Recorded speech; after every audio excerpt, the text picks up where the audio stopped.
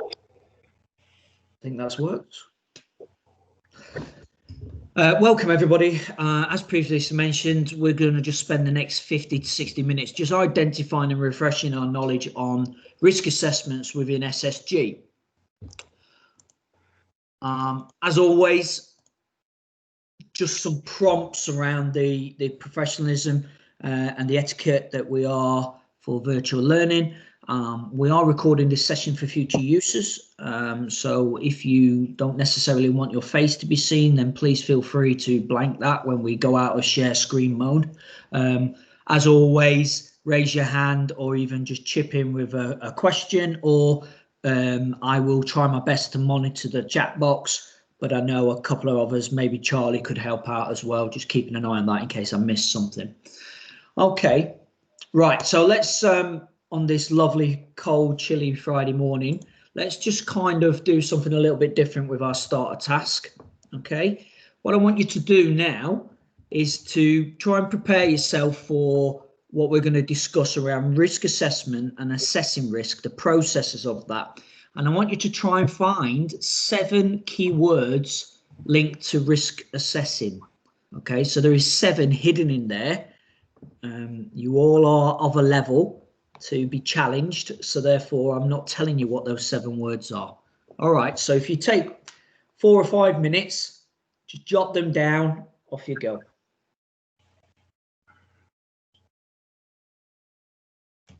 Thanks, Danny. Danny, quick question.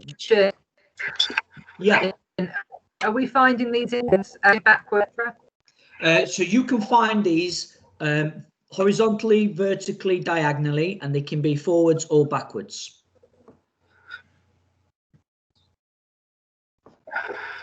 So take your time. There is no rush on this. There is no pressure. I couldn't find any, but there's a bonus point for any kind of rude words, because I couldn't find any. You couldn't find any? No. But then again, I was just double checking the real words. I'm not even looking for words linked to risk assessment. I'm just looking for rude. I was looking for rude words. Which is exactly why I said it, because Lisa's horns popped out of your head there. Talk about high ability.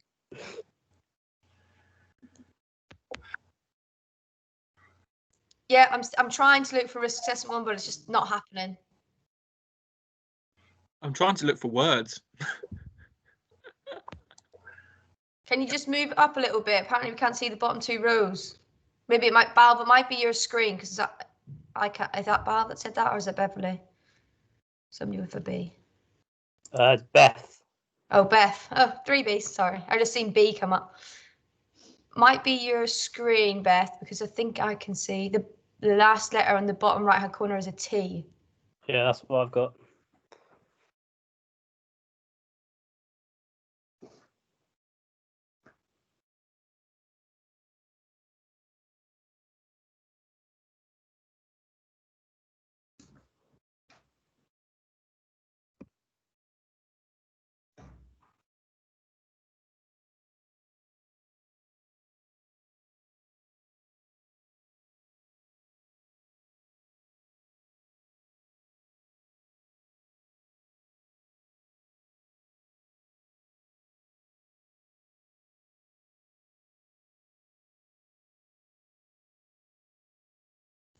Oh, I spelled something wrong then, Danny. Joking.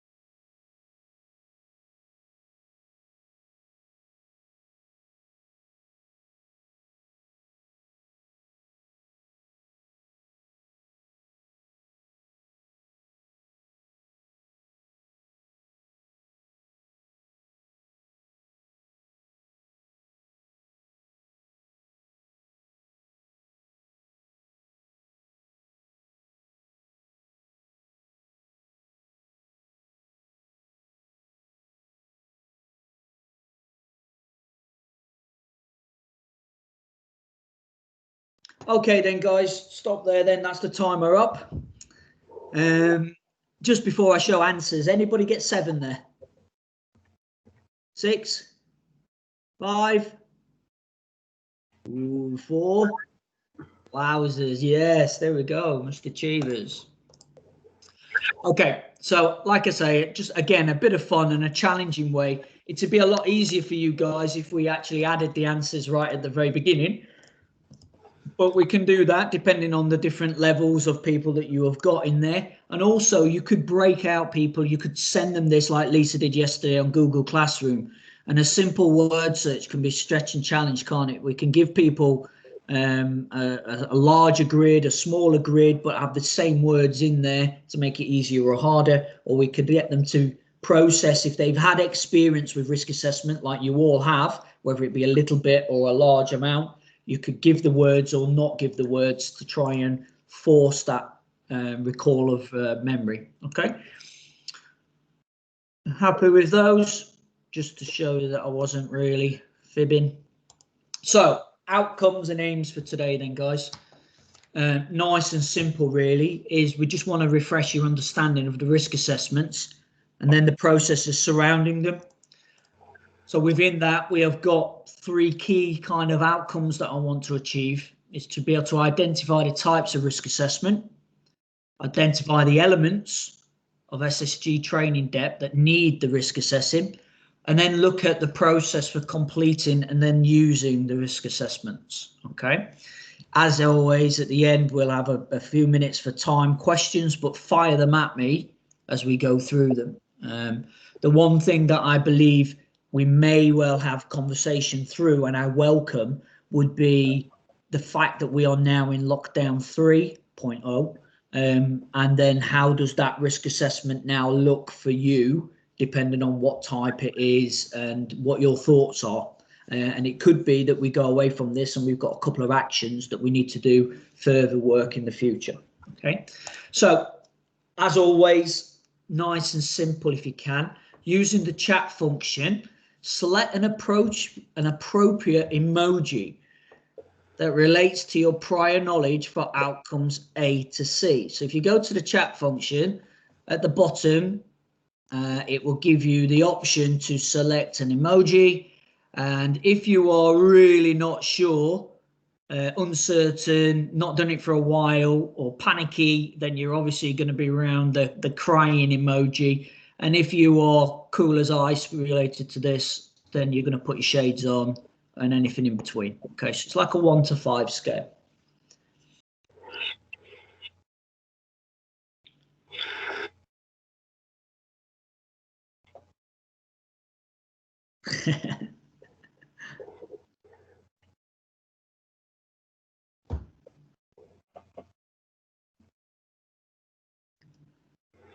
Okay, thanks, Mike. Is that no related to the emojis or? No, that was earlier. Sorry. It's fine. I'm trying to find the emojis. If you look at the very bottom where it underneath the comments typing, you've got a smiley face. If you click that, it'll give you a list. I haven't got that on mine, maybe because I'm using the web version. Okay, not to worry then. Just pop down 1 to 5. 5 being very confident. Nice, Lise.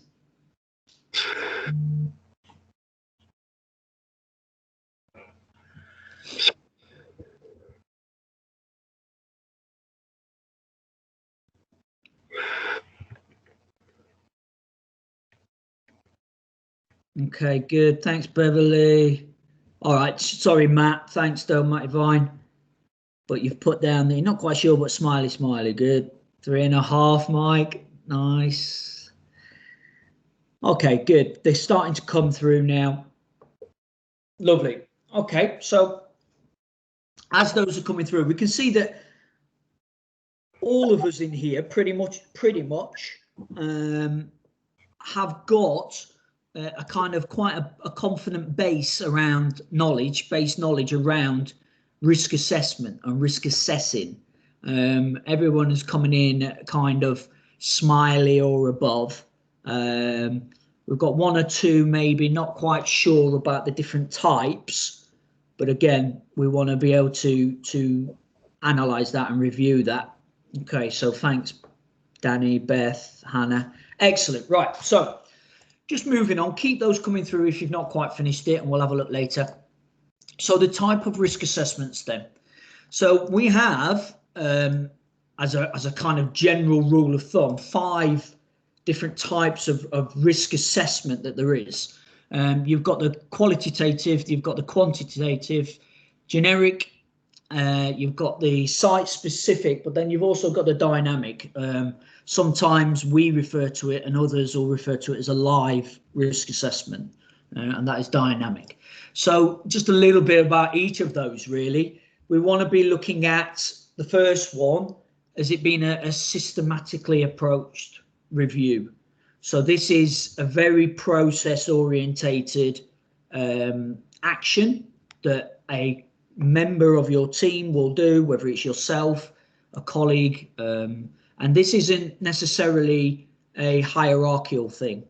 Okay, so this isn't that I sit with kind of overall oversight to health and safety for the company. That doesn't mean that I go around and verify all risk assessments.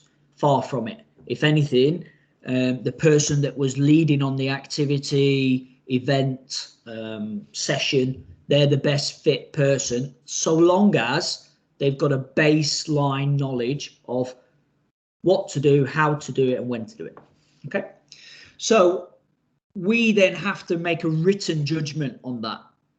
Okay, so this isn't like in a dynamic where we can kind of process that and change our actions. This is something that has to be pre-planned and pre-written in a document, and I'll give you an example in a little later on. And it is also something that some of you will probably be aware is requested. So we have to provide risk assessments in a kind of qualitative way for funders and also for HSE in case we're asked. And they're also used within a kind of legal context as well. So hopefully we won't, and I'm touching the table here. If we had solicitor or if we had somebody pushing some sort of claim of whatever it may well be, this would be one of the first documents, a risk assessment that somebody within a kind of a solicitor background would want to see. Okay. At the bottom, we're then looking at a kind of a scale which comes out at low, medium or high level of risk. So there may well be a hazard that we identify in Matty Vine's session because he's taking a group in and doing some badminton. Okay, so the hazard may be getting struck by a racket accidentally or in purpose. So the risk of that is then what we work out. Okay, and the way that we do that is we take the likelihood of it happening and then we multiply it by the severity. So basically, what's the probability? And then if it does happen, what's the consequence to that? Okay. So the second one, as in the first one, and I should say qualitative there, it's a spelling error, apologies. What we're looking at here is, there we go, sorry. Very similar kind of methodology, except that it refers more to kind of a pre-existing guidance. So this is looking at an action, an environment, something that has repetition to it. Okay, so if you are working alongside machinery, or if you're working alongside like a chain, conveyor belt, or actions that are repeated quite often and quite regularly, that may involve chemicals as well. These repeated actions, then you're able to give a number to, and you're able to follow a grid. Now that could be a 3x3 grid, or it could be a 5x5 grid, and then your judgment falls against, you have given that a number, a score. You work out the very quick equation, again, likelihood against severity, and that will then give you a score in the table, and then that will tell you, rather than you making that decision yourselves about whether it's low, medium or high risk. Now the generic one This is the one that even if you have very, very little knowledge or understanding or experience with risk assessments, this is probably the go-to one for you. This is the one that everybody kind of realizes that you have to do by law. So it's the bare minimum of risk assessments for employees, okay, by the employer. But we can use that as well with other elements of what we do within the business and the industry. All right, so it's in order to give you a kind of a minimum support level. So for example, our kitchenette in our central office in Bedford, okay, that area has got a risk assessment, okay, because it's used by our employees only, but there is possible hazards in there. We make the assumption that everybody who is employed by us has the capability to use the facility correctly because they would use it at home. So therefore, we don't need to delve into a seriousness of a risk assessment and providing it. All right, but we do have to have that there. Site specific. So a site specific one, this may be where you guys come in and it starts to link. So this risk assessment would be specifically for a job that you are having to do, a location that you're working in, whether if you're out on remote or satellite. Let's keep our fingers crossed we're doing that back in Easter, maybe, hopefully. When we're using these new lovely facilities again and venues, then we're going to be looking at doing those checks again. I think if I remember right, Mr. Clark, Charlie was the last person to do this before the lockdowns all kicked in, which was going out there and making sure that what we're being told and what our assumptions are in place are actually factual, okay? Because if we take the Bedford Centre risk assessments and just change the titles of those and then put them into, say, Stevenage, that is not going to be effective, is it? There'll be some that are very similar elements, but they're not being specifically linked to the site. Okay. Finally, then, is the dynamic one. Okay, so this process of assessing risk is like on the spot. You guys do it in your life as human beings. You are successful at doing this because you are in front of us right now and you are breathing and you are living and surviving. So by being able to pause before you drink your red hot coffee, you are risk assessing the temperature of that and whether you are going to get burnt, which is the hazard. Okay.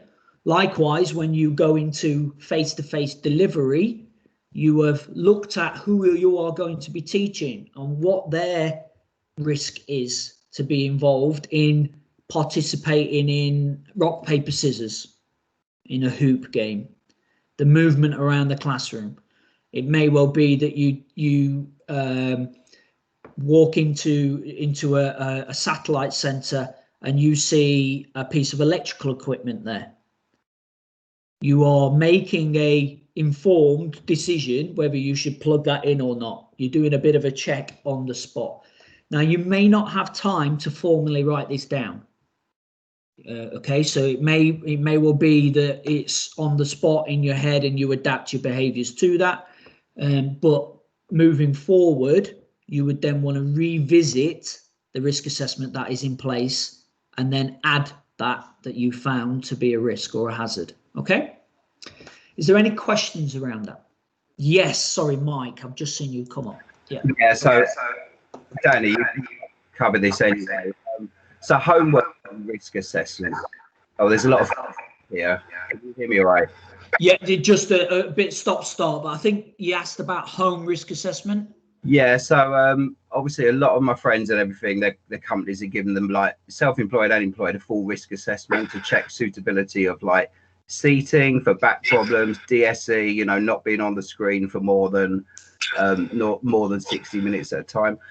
You know, I find I've got no issues because I've got an office, but do we have any obligation to do home risk assessments and the suitability of the environment. That's a good point. I'll be honest straight up. Legally I don't know the answer to that. I do know that we have procedures in place where at work, if you are desk based, so therefore the guys in the office will go through a desk assessment annually, and they'll go through screen awareness training and things like that. And I think that that's a really good point that you've raised there, Mike, that maybe we now find ourselves in a long-term position where, to be honest, we were hoping we were not going to be in. Okay. And that may well be that we do need to have a look at your employability out there. I think they would, off the top of my head, without getting into it too much, I think there would be a need to look at the responsibility for these, for you guys that are freelance working, different types of contracts and things like that. But the one thing I can say is that SSG will do everything we can to support you in your job role that you need to do. Because if we do that, we're standing by what we believe in, and that is looking after people. The last thing that Charlie and Emma and Lisa want to do is to have the people they want to do the job, i.e. you guys, and then not provide the support to then do the job. So I think that's a good question. Leave it with me, if you don't mind. I'll pick that up with Lisa later on today, and we'll get something out to you through People HR in the next few days. Is that all right? Perfect. Thanks, Dan. Brilliant. Cheers, Mike. That's a good question, mate. Okay. So then I think you will have gathered a little bit now, though, that at SSG, we do a kind of a culmination of this within our risk assessment process. We only have to really choose one format and one method, but because of our diversity within our company, so not just our department, we're talking about activities here and events as well. We need to standardize our processes. So the forms that you may or may not have seen and used, you will definitely have read because they're pinned up on walls, they're in handbooks and course books. That allows you to then work out a judgment against your what you're seeing, what you're feeling, what your understanding is, qualitative, and then quantitative then helps you make a score. Okay, and because of that, we're able to then create kind of a standardized template and process, which we'll go through in a couple of minutes. Okay, so task 2 then. 2 minutes of quiet from my voice and everyone smiles. Okay, write down what you think we as a team, as a department, as a company risk assess. Okay, if you're not quite sure of the bigger picture, just stick to our department or the role that you do. But basically, what things, elements do we risk assess? 2 minutes.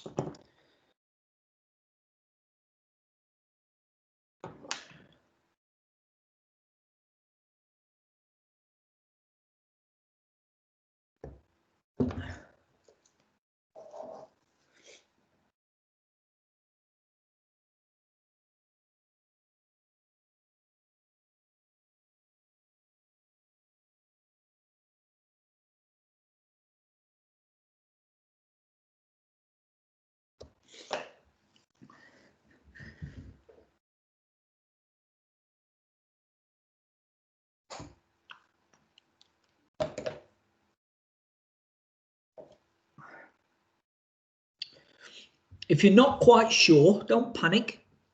Start thinking about your everyday life. If you're not sure about what we would do in our training department, and think, what kind of things do you risk assess from waking up in the morning up until, say, starting work? 30 seconds.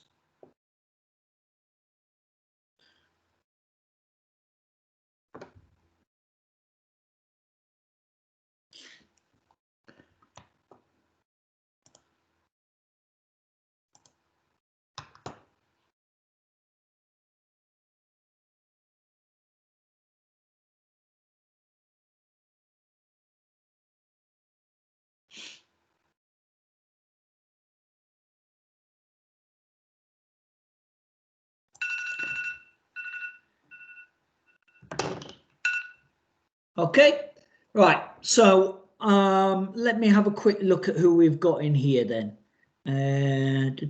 Hannah. Good morning, Hannah. Would you like to nominate something that you think we would risk assess? I'm not sure if I'm on the right lines, but Go for it, though. Have a go. that we risk assess the employees because we'll have to do a DBS check. Brilliant one. Really good.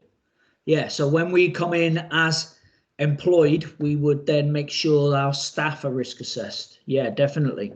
Let's go with Priska. Good morning, Priska. Morning. Morning. What would you go for? I've said classrooms, physical classrooms. Yeah. Okay. Brilliant. That's a nice, easy one. There. Thank you. What about let's go with Mr. CMR. Morning, Jeremy. Morning. Good morning. Have you got a different one for us? I've got a few on the classrooms, but okay, give us a one that's drilled down into a classroom element. What would we risk assess from a classroom? I was thinking specifically that the fire regulations are adequate. Yeah, definitely. So within that kind of classroom element, we want to make sure, are we able to safely exit in the case of an emergency? Yeah. Brilliant. Cool. Last one then, Mr. Matt Cheevers. Have you got anything different for us? Yeah, quite a topical one, I guess. Business continuity. Yeah. In terms of having some sort of disaster recovery plan. Yeah, definitely.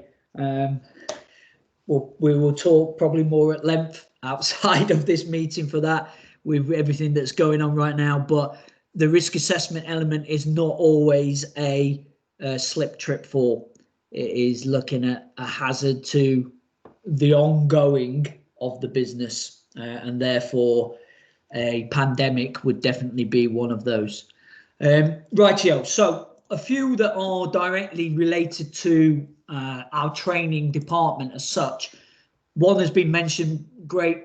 We would include classrooms as in venues, facilities, and the environment. So we would look at that, and I would assume that the environment risk assessment, in your knowledge, would change if you went from a classroom into a sports hall, into a let's say a computer room, and the risks and the hazards would change, and therefore the assessment needs to be done differently. So we have those processes in place where you would do an individual, and we do individual risk assessments for each of those environments that we go through. And the main example of this we'll use would be the Bedford Training Centre, because it's bricks and mortar. The activities. So you may well have that all sorted and realise that you've got the same venue and you use that for 16 weeks. Fantastic. And then one day you decide to move the tables and chairs out the way and to go full on SSG, activity engaging. Fantastic. So we may have Amy kicking footballs against the wall again, playing penalties, which is an amazing way to engage people. Thank you. Yeah, I do remember these things. So then we need to be thinking about what is the new hazard in that environment. So we would have to do an activities assessment. We would then look at the equipment. So we've alluded to earlier about the main one we talk in education is around electricity, but it's also the other things that are involved around. Sorry, I got distracted there. Other things that are involved around there. So if you are using examples of industry equipment and you decide to bring that in. So I do know that we've had like the armed forces and I think some of the emergency services have come in before in the past where they have brought in equipment, and that has just needed to be risk assessed because we don't want people to grab a hold of things, use them. And the other thing as well is if we are delivering around a COSH training and things, you might have examples and we just need to risk assess that.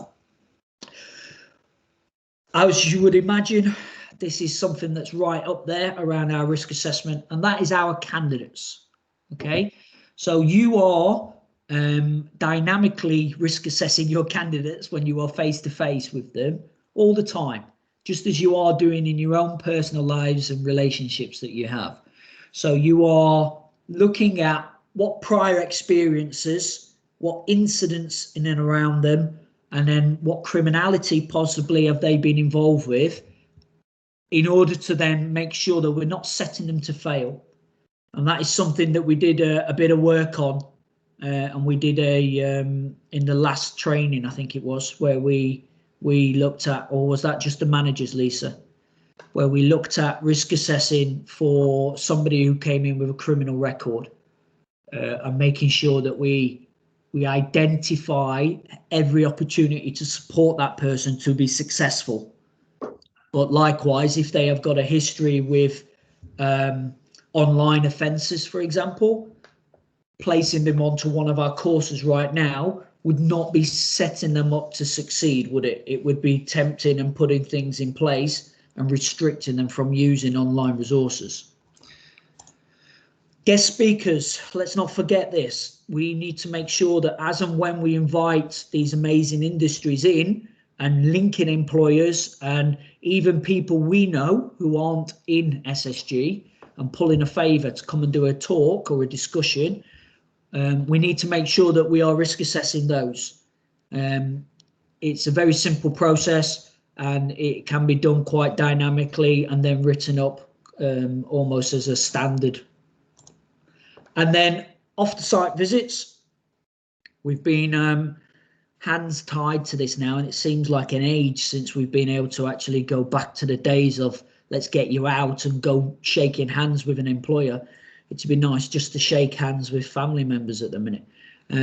But I think that as and when this picks up, this current society and climate and worldwide pandemic we're in, you will notice and find that there will be now a row which identifies when we go off-site and visiting cross-contamination, infection control, and that will be around, do we have things in place and options for people to wash hands, to have sanitizers? That is just never ever going to go away now. Any questions about those? No? Okay, so following on then, to make sure that you complete a risk assess and how you go about risk assessing, you just need to make sure that you complete and follow the process and the standard process. And this may well be that you may not have even been asked to be involved with this, and that's fine. Very much like we've talked in the past about it. It's not that you're not capable. You're more than capable of doing this. It's just that actually we want you to be focusing on other areas of your job rather than the paperwork. It may well be that Charlie has got a full diary and can't get out there, and therefore he contacts you, Mike, and says, can you go out and do this for me, please? And if that is the case, he will provide you with the process that needs to be put in place, the document which needs to be filled in, and also the opportunity to speak about doing that. So if you are not in a position, you don't feel confident to go out and do that risk assessment, then we will find someone else or a different time for, say, Charlie to go out and do that. Now, this is a point for recording as well as for you guys to hear, that we only really need 1 or 2 people in our company to be fully trained on doing this. And the purpose for that is that when you do risk assess, our process is being formulated by myself, who's IOSH trained, and then we will check, as in we verify the risk assessment when you come back in. So if you ask, let's use Emma as an example, e.g., if you ask Emma Graham about her risk assessments, because she loves them and is amazing at them, as you can see, when she then submits them to somebody like myself or Lisa, and we'll just read through them, almost like they're being verified, you know, through IQA, and we're double checking on that. Okay, so what is the risk assessment process and how does that look? So, Danny, just a question from Matt in the chat box. I don't know if it's relevant now, if you're going to cover later, but can you see the chat box? Or wait a second, I can now. Does the risk assessment change with regarding to criminal records when we are learning remotely? No, it doesn't, Matty. It's a good question. Sorry, it wasn't Matty Bryan, it was Matt Cheevers. Sorry, Matt. It doesn't change when we work remotely. The outcome may change. Okay, so we would still, anybody that is open and honest enough with us to tick that they have got a spent or live criminal conviction, that triggers a response from us. We then go through and we check and we do a risk assessment with them. It's like a live discussion. There is only one element of that we would 100% say, unfortunately, we cannot support you at this time. And that is if they have got live or spent convictions regarding children. That is because of our business. That is because of our commitment to our communities, as well as the commitment to the whole company. So we were working regularly in schools. We are working with hundreds of swimmers under the age of 11. We are a kind of a child-based and adolescent-based organisation. Not that we can't help people like that. It's just that it would be company damaging if something was to happen. So the risk is too high to everybody who works in this company if somebody didn't quite follow the rules. So we still support, and we have supported this year, 3 people who have come through that remit, and we have tightened up process to make sure that we support them from IAG point of call. Okay, but it's a good question. When we start looking then at I don't know, potentially substance misuse, and they've got a record against that, then it may well be that we put a conditional offer in, and we feel that actually our courses with structure might actually be beneficial for them right now. You need to meet us at this time, you need to dial in at this time, you need to do that. Okay, and without that in place, we don't know. Yeah, sorry, go on then, Matt. I was just going to ask, and it's a potential risk again. Yesterday on the business support presentation, it was clear that we don't need to have full enrolment until day 5 of the course. Yeah. Well, that is paperwork. Yeah, but and this has happened to me. So you could potentially be in a situation of day 5 on a 2-week course, and only on day 5 do you therefore figure out or find out that someone has a criminal record. And at that stage, they've already spent 5 days on that course interacting with people. So I'd imagine that's needs to be flagged some way to think about how we can safeguard against that. Yes, great. I can't obviously comment on that individual cases because I don't know a lot about that. But yeah, definitely, I would sincerely hope that we're not taking people onto courses without having the basic information in place. But that's something that we can pick up. I've made a note now, Matt. So thanks for raising that case. I'll just go back and again, I'll have a chat with Lisa later, and we'll look at since then, has anything changed or what was happening around that case and how did that happen? Just to make sure that we are, first and foremost, we are making sure that we're not setting these guys up for failure. And I know in the past that has happened because of an administrative kind of area. We're all human. But the way that was dealt with, the case that I was involved with Lisa, was just amazing. It turned it from a kind of an error, a human error, a mistake, where it could have, let's face it could have just been kind of, no, we didn't make a mistake and that's what it is, and stop answering phones and brush it under the carpet. Again, that's not what we're about. So we ended up dealing with that candidate and actually getting a verbal and written thank you from that person at the end. And again, nothing to do with me, it was Lisa. Lisa's kind of care around that person was acceptable. But again, good to hear that you have the confidence to raise that, Matt, because that's what we need to do as a team. Not one person can know everything all the time. We need to raise these queries and questions.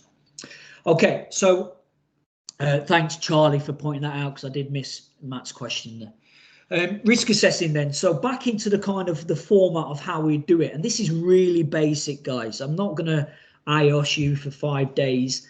We need to just identify the hazard. I think that's an obvious. Okay, but if we start with the hazard, what is harmful? What is the potential, the kind of danger?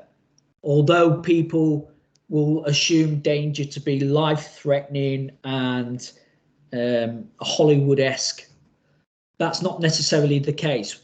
Danger could also be tripping over something. Yes, do you know what I mean? You might survive that little slip or trip, but you could get hurt and it could cause you a negative effect. And if that negative effect is to you personal and we've not done anything about it and it was obvious, then we're at fault. Okay, so decide who might be harmed and how.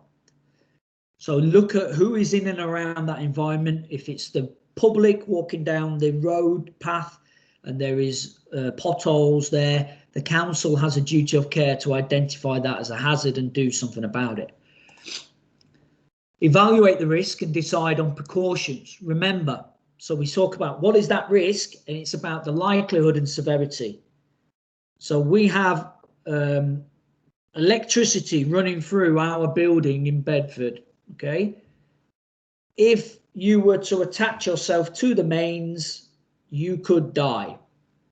Okay, so that is real serious. What's the likelihood of that happening? It's got to be like 0.0.0. Do you know what I mean? It's non-existent that somebody is going to be able to access the mains fuse box at the back of the building, which is double locked, and then access it into the main switches in there, which is then locked. The likelihood is that they're going to engage with electrical equipment in and around the classroom. Okay, and to minimize that risk being faulty, we pat test that. Okay, so what we've done is we've put precautions in place to really reduce the severity if the likelihood has got up. So yes, you're using a computer every day, so the chances are you could get electrocuted. Okay, we make sure that that is less likely by pat testing, and if it does, the fuse will go and you won't even feel it. Okay, record your significant findings. So we basically write it down, we publish it, we pin it on notice boards, on back of classroom doors. It's in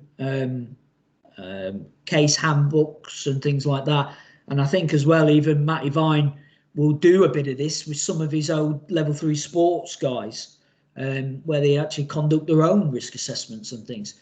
And we understand about how to record significant findings, because we need to show that we've been proactive in case something goes wrong. Review your assessment and update if necessary. So that basically means finish it, put it down, and then the next day come back and have a look at it, or in a month's time have a look at it, or annually look at it, or if we have changed something, review it. So for example, we've got a new cohort coming in and using the classroom, we would change that, because now Harlem Globetrotters are now coming into our centre all at 7 foot, and they're going to bang their head on the door, whereas the previous group aren't. Take this opportunity just to leave a very clear statement on there. Okay, just ensure that you are aware and you can and do refer to your risk assessments for your provision and your candidates. If you're not sure, ask. Simple as that. No one's going to think anything negative of you today if you pick up the phone to Emma Graham or you dial into Charlie and say, not quite sure what that risk assessment, where that one is again, because we are where we are. And I think that me and Lisa would have a productive 10-minute chat later and just review what we've got in place. Okay. Any questions about that? No? Excellent. Okay, so that is an example there. Apologies for it being small. We can email out these examples. The that is an example of what we would class as a risk assessment or part of a risk assessment. And as you can see in the top right hand corner up here, we have got some qualitative and quantitative kind of help and support, which then enables us to go and look at the likelihood and the consequences of that, which then enables us to make these judgment scores. So we're not saying that it's purely on Matt to say that is a 3 out of 10, therefore it's a very, very high. No, it's not. If you think it's a 3, then it's likely. Okay, it's not extremely likely, it's likely. And that standardizes our process across the company. Okay, anything that we flag as amber or orange within a RAG rating amber or above, we make sure that there is an action in there. And it could be a really simple one, or it could be quite extensive. If it's a red, we then need to make the final call about, do we still run, or do we still use, or are we still allowing access to? And that is because we need to make sure that it is really extensively covered. So for example, if we have a broken window in a classroom and we are letting people in there, even though we know it's broken, okay, somebody is likely to cut themselves and be hurt quite severely. We are at fault, even if we do that. So we would then make that judgment that we wouldn't let them into that room if we didn't think it was safe for them to do so. Sorry, Mike. Yeah, just a real quickie. That happened in the venue back in the golden days when we were in classrooms. In that case of a cracked window, who ultimately is liable? Is it us or is it the owners? Right, we will have done for that venue assessment, Mike. We will have done our bit, and therefore it is the venue person. So it is the people we hire off. Yeah. That's because we have done our bit as well, if that makes sense. So we are monitoring the activity, we're monitoring the candidate, and there has been a meeting by managers, your line manager, and the contractors shaking hands to say, you will provide us with a safe environment. We will make sure we use it safely and we have the people acting appropriately within it. Okay, thanks, Dave. All right, no worries. Good question, though. Okay, so task. It says 10 minutes, but I'm just aware of the time. So if you can just go to maybe like 5 minutes or so, and I'll call you back in. We're going to break out. So there's going to be 2 rooms. And then the 3rd room is going to be staying where we are, just because I'm aware that there is a few people with technical over the last couple of days. And what we want to do is complete a very quick risk assessment on face-to-face theory session. Okay, so don't overthink this. Just think you're going to meet, I don't know, 6 people for a small seminar, face-to-face theory. Okay, and it's just a normal room. Normal theory room. Okay, if you are placed into room 1, I want you to focus on the environment. Okay, the room, the environment that they're in. So for example, pick a room at Bedford Centre to make it easy for you. If you are placed into room 2, okay, I want you to focus on the people. So just jot this down, note this down. So think about the people that could be and will be in and around that session. And if you are in room 3, and if you're staying where you are right now, I want you to focus on the activities. Okay, so how the learning is taking place, the movement possibly around in that facility. All right, looking at providing a solution and precaution to minimize the hazard that you have located. You'll then identify a rep and get them to feed back to the whole group with your risk assessment. Okay. Any questions on that, guys? Are we happy? So again, about 5-6 minutes. I've split up people as best as I can. And if I just open these rooms up, you should be able to go through now. Okay. See you in 5, guys.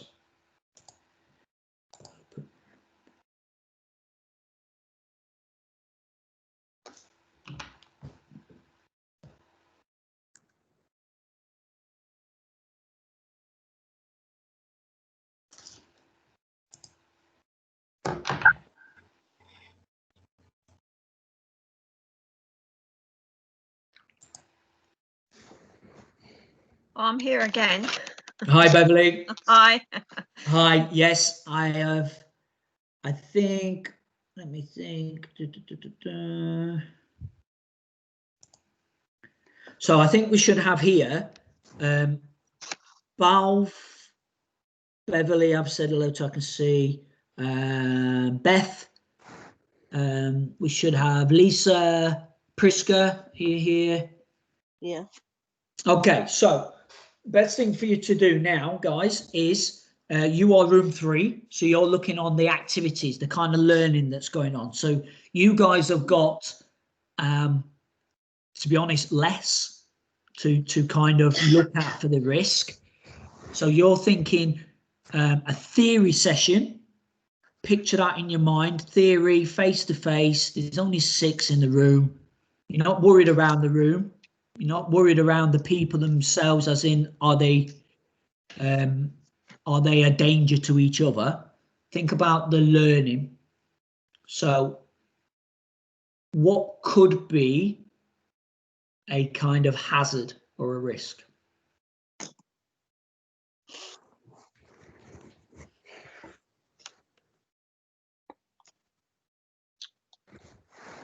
I would say it depends on what you're using. If you're using a projector or anything electrical, you'd have to have that as a risk assessment.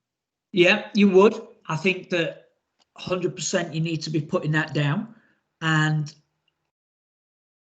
it's good that we put that down and write that in, definitely.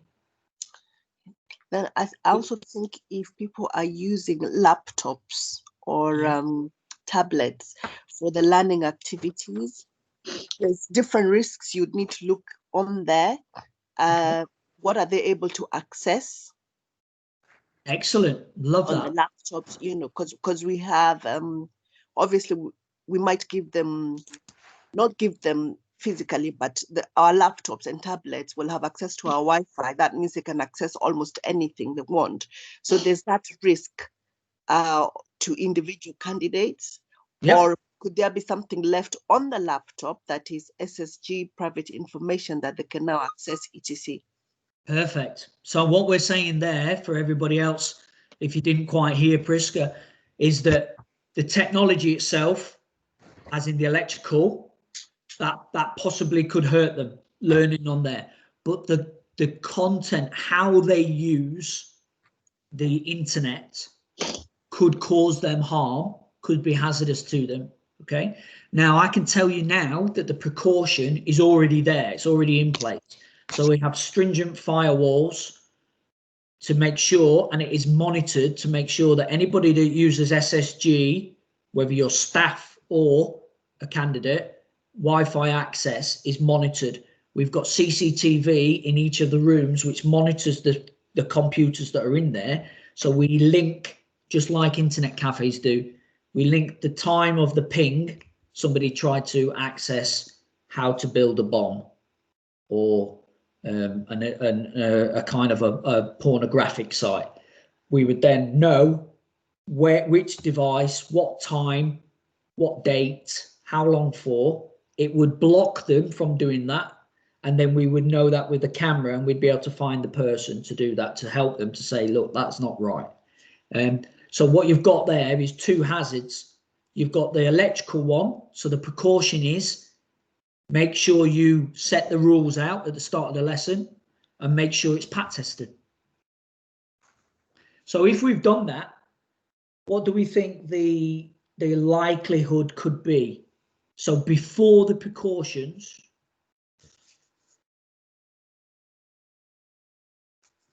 is it likely in this country that someone's going to be electrocuted? No. It's quite unlikely. It's not likely, is it? But they're using it. So it's still there. Okay, so out of 5, what would you score that? 1 being never, 5 being nearly all the time. So electrical is normally about a 2. Okay. We can minimize and make precautions that stays as a 2 or lower by doing what we've already talked about, which is our precautions. That makes sense? Yeah. Berkey, with the learning, could you risk assess the ability of the students so you could differentiate between what they're learning? Yeah, definitely. What we would want to do, though, is we would want to take that into account and think, rather than educationally, think health and safety. So if you have a top or bottom end, so a very high achieving or a quite low achieving learner, okay, the chances are that they could be disruptive because they're likely to get frustrated. So there's been many people in my past that I have taught who are very academically minded, very articulate, really clever people, but a nightmare in a classroom. It's because it's too hard, too easy. Too easy. Bored. They're bored. Or they get frustrated with other people that can't get it quick enough. So the hazard would then be possible differing levels of learning. And then what would that then cause? That could cause disruption, frustration, or arguments. Okay, could cause that arguments, disagreements. What could we then do to prevent that? Make sure the task is relevant to the person that's being taught it. So like Lisa was saying yesterday in the Google Classrooms, if there's a low achiever, you can give them 3 things to do. If there's a high achiever, you can give them 5. Yeah. And just make it relevant to their experience and their ability. Yeah. So what we would do, sorry, Beth, you had your hand up, sorry. I don't think her mic's working. Oh, right. Okay, not a problem. Is she in the comments? Yeah, she said, in addition to Bal's point, would you risk assess the contents of your lesson, i.e. would it affect someone? I can't read the bottom bit. Contents your lesson, it would affect someone's personally. I think that's brilliant, Beth. You're getting really good at this, and your job is obviously shining through now. So if we have a topic of discussion, for example, we need to be aware of the risk of that causing a flare-up.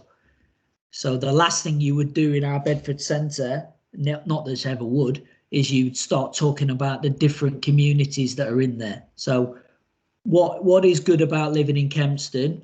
What is good about living in Queen's Park? What is good about living in kind of London Road area? We never do that. Never, never, never. Okay, you never talk geography in those kind of environments because we've got people that are postcode associated and therefore they would not want to hear anything other than what they want to tell you about that postcode. Yeah. Okay, I think with this, all this is valid. Really good discussion.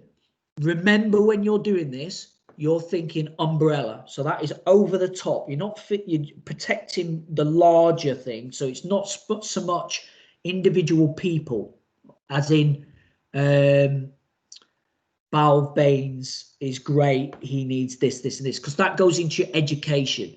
What you would say is that there needs to be the tutor needs to have a variant of activities to meet the needs of all learners. Yeah. Yeah, and I think with our one, it's like you said with the umbrella, it goes on to room 1 and room 2. Yeah, it does, definitely. And what you'll find as we talk now, we're going to come and evaluate that, and we're going to bring it all together. Okay. All right, brilliant. Yeah, so, do you want to speak, Balf? Just so you're nominated, or do you want to speak, Beverly? Not right this second, but nominate between you. Oh, you're sorry, you're on mute then, Beverly. Balv, you can do today. Oh, thank you so much, Beverly. I know. I thought you're so kind.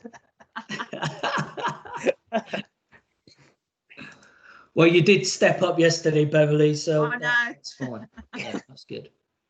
Okay, so the guys that are back in, welcome back. I've just closed the rooms. We're just trying to help out the guys, a couple of technical things. So, Charlie, if it's all right, mate, I'm going to come to your representative. I don't know who it is first. Yeah, that would actually be myself. I was going to nominate Jeff because he faked that his speaker and microphone didn't work, which really annoyed us. So if you can hear us, Jeff, then you can do one. Just kidding. So do you want me to go now or? Yeah, please do. Let's just refresh ourselves. So we're looking at here. What room were you in, Charlie? 2. Room 2. So you were focusing on the people, the specific people, staff that are using that room and the risk and the hazard of them. So just identify 1 or 2 of those and then possible precautions that you've put in place.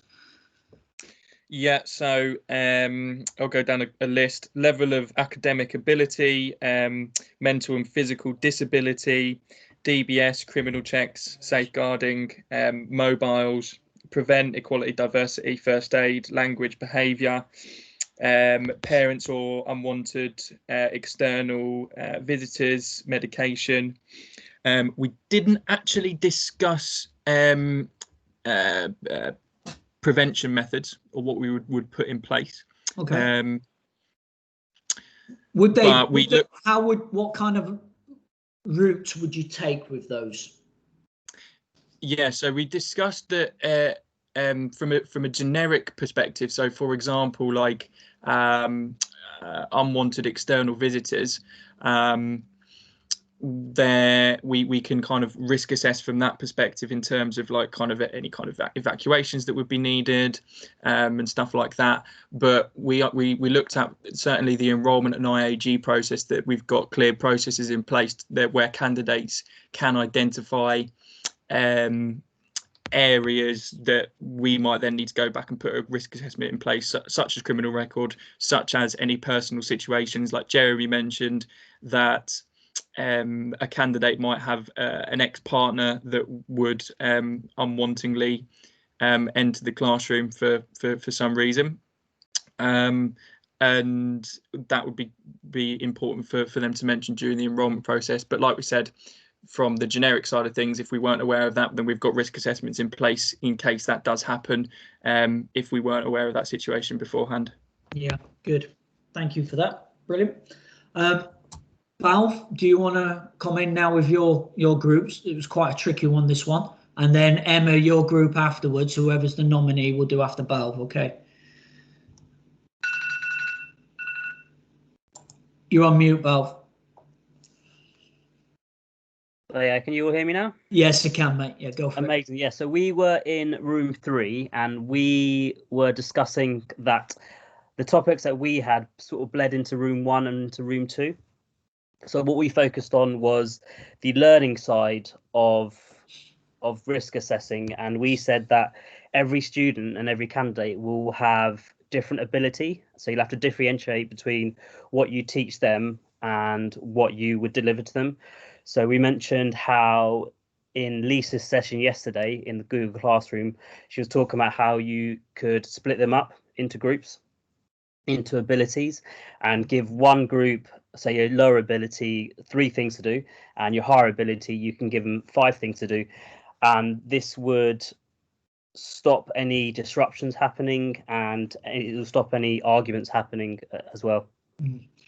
Yeah, that was true, because we ended up having that kind of discussion, didn't we, about how, because we would identify the range of abilities that could happen in a class, those frustrations could then turn into behavioural problems which aren't known to us. So they're not candidate related from past, but because of the activity, they could cause frustration or they could cause that agitation. Just like Balva said, the precautions, what we would do in a risk assessment is they would be quite ranging, quite vague, as in the tutor is expected to be prepared and have a variety of engaging activities. Because what we're not doing is we're not going into specific detail. The detail then reflects in a session plan. In your session plan, because you're then saying, well, actually, we're going to play table tennis in the classroom on the desks, and it's a very competitive group. Right, okay, this activity then needs to be risk assessed, because even though it's a theory, there's not enough room to run around, so I need to make sure I think about this and this and this. Okay, good. E.g., apologies, I don't know who you nominated. Thank you, Bab. Sorry. It was Hannah Cole. Ah. Hi, Danny. Hi, Hannah. So we were looking at rooms in the environment. Okay, yeah, brilliant. Yeah, we decided to focus on Matty Vine's room because there's a lot going on in there with computers and wires and holes in the walls and stuff. So we found some hazards, which were like plug sockets, computers, wires. The ceilings are not solid, so like they could easily fall on a person's head maybe. The fire exit, is it clear? Is it open? Are people coming in? Are people going out? Yep. The projection screen, because that could maybe fall down. And the tables and chairs with students falling back on them or leaning on them, whatever. Yep. And also with COVID as well, is it socially distanced? Brilliant. Is it clean? All that good stuff. All the good stuff. Yeah, really good. So without going into each one, what about the precautions? Is it similar to what's been said before, or is it different?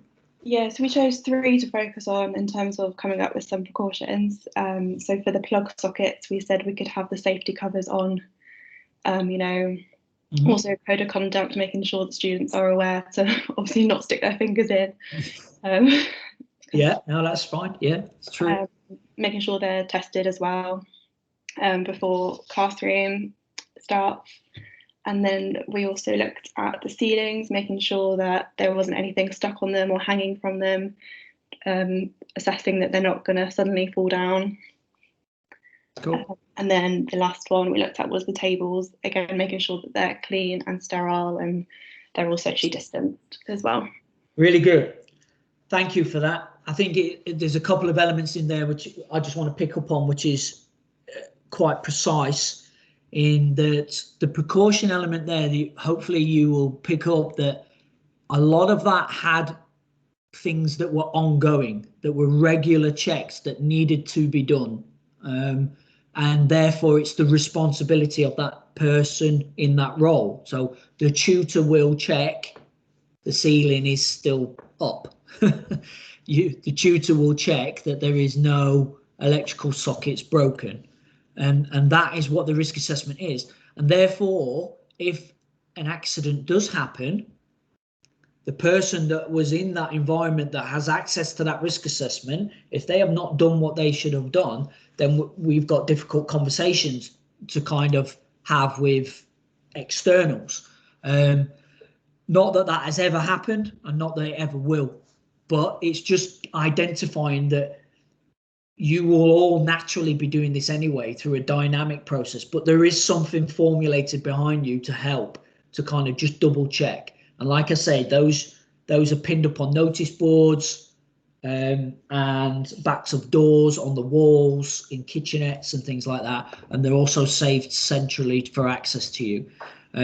They're also sent off to every funder every term, I think it is, or definitely annually, and when there is a change. And as and when externals come in, i.e. Ofsted, they may well request it as well, especially around COVID precautions and the sanitisation of things and stuff like that, which we are hot on because we've been delivering since March. On the other side of our team in activities, we've been running that, which is great. The second thing I just want to pick up on what Hannah said there was a terminology, which is great. The use of maybe. If the 2-letter word if or maybe, as you're walking around a facility, if you're reviewing the activity or a candidate, then there's potential, isn't there? It might be minuscule, but there is potential. Okay. We need to be aware that we can't risk assess everything, but we're expected to identify the obvious. Okay. Good. Cool. Right, y'all then. And again, aware of the time, we're just coming to a close now, guys. Thank you so much for your contribution of that. That was good.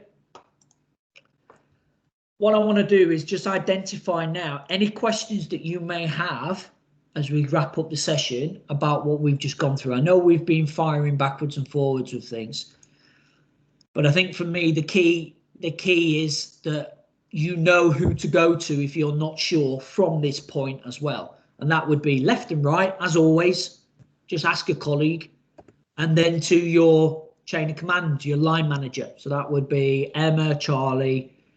If you can't get a hold of them and you're not sure, guys, as you know, I mean, we're an open door system here. Lisa and myself, we'd be happy just to support you and help you. And finally, you have got the business support team, and the business support team have the paperwork saved centrally, and they would be able to help you if you couldn't get a hold of anybody else. All right. So just looking back on the session, then I want you to kind of rather than going through the chat room again and refreshing like it says there, I just want you to say for A, so outcome A, if you think you have improved, you're going to give thumbs up. If you think you haven't improved, you're going to go thumbs down. If you've stayed the same, you're going to go in the middle. Okay. And then, so you're going to go thumbs up for yes, I've improved my score. I don't think I've improved my learning or my knowledge, or I've stayed the same. Okay. So if everyone could do that for A, and that is identifying types of risk. Could you identify types of risk assessment? Some people could. Cheers, Matt. Amy could. Valve, not quite sure.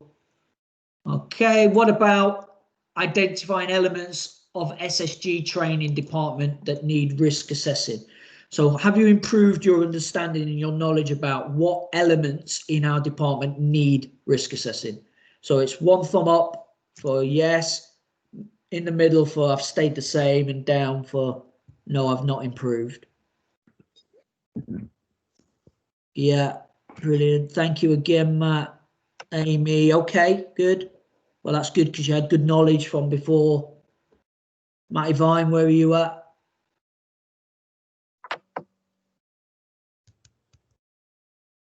Okay, final one then, identify the process for completing and using. So the process itself, how you go about doing a risk assessment, the 1 to 5 steps, has that improved your knowledge? Is it still the same, or has it made it worse? Have you not improved at all? Yeah, cheers, Matty Cheevers. Thanks, Matthew. Okay. Not yet. Amy, about there, not quite yet. Good. Jeremy. Okay, good. Right. Okay then, guys. Well, thanks ever so much for your attention, as always. Appreciate your time. And any future questions, get in touch with us.